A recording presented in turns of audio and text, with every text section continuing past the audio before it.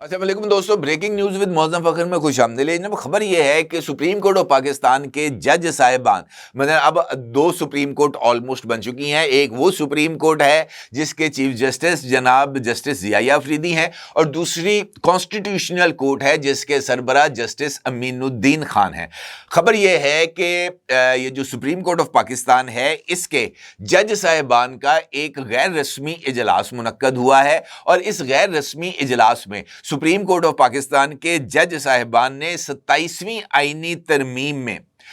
جو عدلیہ کی تقسیم کی گئی ہے، یعنی آئینی اور جو روٹین مقدمات ہیں ان کو الگ کیے گئے ہیں، اس کے اوپر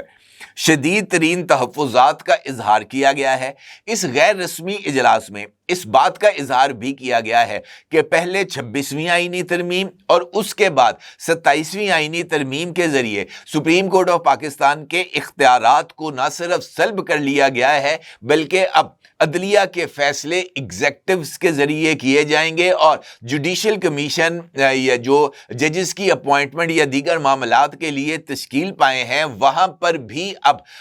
جو جوڈیشری ہے اس سے زیادہ اکثریت وہ ایگزیکٹوز کے پاس ہے۔ لہٰذا یہ جو اجلاس ہے اس میں اس ساری صورتحال پر غور کیا گیا، اور عدلیہ کے ادارہ جاتی رد عمل پر بھی تفصیلی غور کیا گیا۔ یعنی اس بات پر اس جج صاحبان کے غیر رسمی اجلاس میں، جس نے میری اطلاعات کے مطابق تقریباً 12 جج صاحبان موجود تھے، انہوں نے اس بات پر غور و فکر کیا کہ 26ویں اور 27ویں آئینی ترمیم کے بعد جو صورتحال سامنے آئی ہے اس میں ادارے کے حوالے سے جو رد عمل ہے وہ کس طریقے سے دیا جائے۔ اس اجلاس میں سپریم کورٹ آف پاکستان کے جج صاحبان کے اجتماعی استعفوں کے اوپر بھی تبادلہ خیال کیا گیا، اور بتایا یہ جاتا ہے کہ اس تجویز کے اوپر ابھی تک اتفاق رائے نہیں ہوا، البتہ یہ تجویز اس وقت ٹیبل پر موجود ہے۔ یہ اطلاع بھی موجود ہے کہ سپریم کورٹ آف پاکستان کے جج صاحبان کا یہ جو اجلاس ہے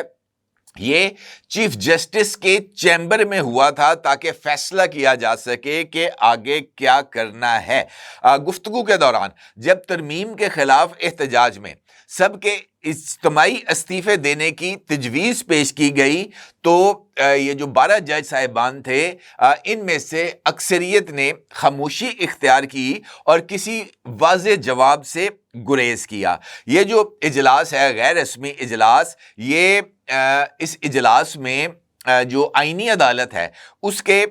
دائرہ کار کے اوپر بھی بات چیت کی گئی، اور اس بات کا اظہار کیا گیا کہ یہ جو آئینی عدالت کا دائرہ اختیار ہے یہ انفیکٹ اب سپریم کورٹ کے دائرہ اختیارات کے پر اوور لیپ کر چکا ہے، اور اس بات کا بھی جائزہ لیا گیا کہ وفاقی آئینی عدالت کے قیام کے بعد سپریم کورٹ آف پاکستان میں جو اس وقت مقدمات تھے جن کی مجموعی تعداد تقریباً 57,000 تھی، اس میں سے 22,000 مقدمات اب منتقل کر دیے گئے ہیں آئینی عدالت کے پاس۔ اس کا مطلب یہ ہے کہ میجر ورک لوڈ جو ہے وہ شفٹ کر دیا گیا ہے، اور آئین کی تشریح کا اختیار سپریم کورٹ سے واپس لینے کے بعد اس بات پر بھی اسی اجلاس کے اندر تبادلہ خیال کیا گیا ہے کہ جناب سپریم کورٹ آف پاکستان میں آنے والے جو زیادہ تر مقدمات ہیں اس میں مختلف نوعیت کے آئینی اور قانونی سوالات اٹھائے جاتے ہیں، چاہے وہ فوجداری مقدمات ہیں چاہے وہ دیوانی مقدمات ہیں۔ اب اس حوالے سے یہ امتیاز کون کرے گا کہ کس فوجداری مقدمے کے اندر اگر آئین کے یا قانون کے حوالے سے کوئی نقطہ اٹھایا گیا ہو تو اس نقطے کی وضاحت اگر سپریم کورٹ اس مقدمے کی سماعت کے دوران نہیں کر سکتی تو کیا اس مقدمے کو بھی آئینی عدالت میں ریفر کیا جائے گا؟ کیونکہ جو 27ویں آئینی ترمیم منظور کی گئی ہے اس میں قانون اور آئین اس کی وضاحت کے لیے جو کانسٹیٹیوشنل کورٹ ہے اس میں جو ہے وہ اس معاملے کو بھیجا جائے گا۔ اجلاس کے بارے میں ایک سورس کا یہ بھی کہنا تھا کہ یہ جو میٹنگ تھی غیر رسمی اجلاس جس میں 12 جج صاحبان موجود تھے، یہ اجلاس تناؤ کا شکار تھا، اور سینئر جج اس صورتحال کو جو افسوسناک قرار دے رہے تھے۔ اجلاس کا ماحول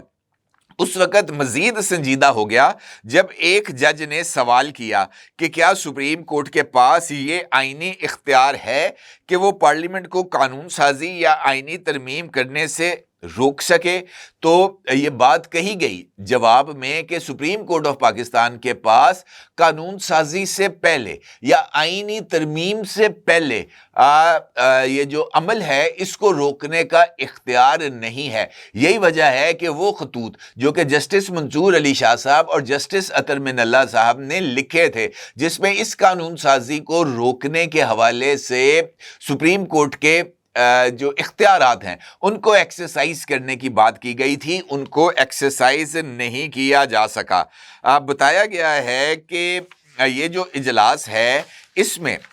مضبوط ادارہ جاتی رد عمل پر غور کیا گیا ہے اور کہا گیا ہے کہ عدلیہ کو مضبوط رد عمل سامنے لانا چاہیے. اور یہ جو وکلا تحریک کے حوالے سے خبریں سامنے آ رہی ہیں کہ ججز جو 2 ریٹائرڈ ہوئے ہیں جنہوں نے بھی استعفیٰ دیا ہے، وہ ممکنہ طور پر عدلیہ کی آزادی کے لیے جو مہم چلانے کا فیصلہ کیا جا رہا ہے اس کو لیڈ کریں گے. تو اس کے اوپر بھی یہ بات کہی گئی ہے کہ عدلیہ کو بطور ادارہ اپنا رد عمل دینا چاہیے، کیونکہ اگر عدلیہ کی طرف سے کوئی مضبوط رد عمل نہیں دیا گیا، اگر معزز چیف جسٹس آف پاکستان جناب یحییٰ آفریدی صاحب کی طرف سے کوئی مضبوط موقف اختیار نہیں کیا گیا، تو پھر پاکستان کے اندر عدلیہ کی آزادی کو یقینی بنانا ممکن نہیں رہ جائے گا. یہ بھی کہا گیا ہے کہ سپریم کورٹ کے پاس عدالتی نظر ثانی کا اختیار موجود ہے تاکہ قانون سازی کی آئینی حیثیت کا جائزہ لیا جا سکے، لیکن یہ اختیار قانون بننے کے بعد استعمال ہوتا ہے، پہلے نہیں. اور اب چونکہ قانون بن بھی چکا ہے، آئین میں ترمیم ہو بھی چکی ہے اور وفاقی آئینی عدالت بھی تشکیل پا چکی ہے، لہٰذا اب سپریم کورٹ کے پاس، یعنی وہ سپریم کورٹ جس کو لیڈ کر رہے ہیں جناب جسٹس یحییٰ آفریدی، اس کے پاس قانون سازی کی آئینی حیثیت کا جائزہ لینے کا اختیار بھی ختم ہو چکا ہے. لہٰذا اگر قانون سازی کو چیلنج کیا جائے گا تو وہ وفاقی آئینی عدالت کے اندر ہی چیلنج کیا جانا چاہیے. اس کے بعد جو اجلاس ہے اس کو مؤخر کیا گیا ہے اور بتایا گیا ہے کہ اگلے اجلاس میں جج صاحبان کی طرف سے کسی مضبوط رد عمل کا اظہار کیا جائے گا اور جج صاحبان اپنے اگلے اجلاس میں یہ جو رد عمل ہے اس کی مختلف تجاویز کے اوپر تبادلہ خیال کریں گے. اور اگر اتفاق کے رائے ہو گیا، اکثریت نے اس بات پر آمادگی کا اظہار کر دیا کہ رد عمل کے طور پر سپریم کورٹ کے جج صاحبان کو اپنے عہدوں سے استعفیٰ دے دینا چاہیے، تو پھر ممکنہ طور پر اجتماعی استعفے بھی سامنے آ سکتے ہیں. اب دیکھنا یہ ہے کہ یہ اگلا اجلاس کب ہوگا اور اس اجلاس کے اندر کس طرح کا ادارہ جاتی رد عمل سامنے آئے گا، کیونکہ اب اگر 27ویں آئینی ترمیم کا ذکر ہوگا یا اس کو چیلنج کیا جائے گا تو وہ ممکنہ طور پر وفاقی آئینی عدالت کے اندر ہی چیلنج کی جائے گی. اس کے علاوہ کسی اور فورم پر آئینی ترمیم کو چیلنج نہیں کیا جا سکتا. لہٰذا اگر رد عمل دینے کی بات ہے سپریم کورٹ کی 27ویں آئینی ترمیم کے حوالے سے، تو وہ محض اجتماعی استعفے ہو سکتے ہیں، یا دوسرا آپشن جورسٹ کنونشن بلا کر رد عمل کا اظہار ہو سکتا ہے، جس میں پاکستان کے اعلیٰ عدالتوں کے اور سیشن کورٹس کے جج صاحبان موجود ہوں اور وکلا تنظیموں کے سربراہان موجود ہوں، اور اس اجلاس کے کنونشن کے اندر عدلیہ کی آزادی کے حوالے سے کوئی بات چیت کی جائے. یہی آپشنز ہیں جو اس وقت زیر غور ہیں، اور دیکھنا یہ ہے کہ معزز جج صاحبان کس راہ کا انتخاب کرتے ہیں، استعفوں کا یا احتجاج کے لیے، رد عمل کے لیے یہ جو کنونشن ہے اس کو بلانے کا. اپنی رائے ضرور اظہار کیجیے گا. آپ کا بہت شکریہ. اللہ حافظ.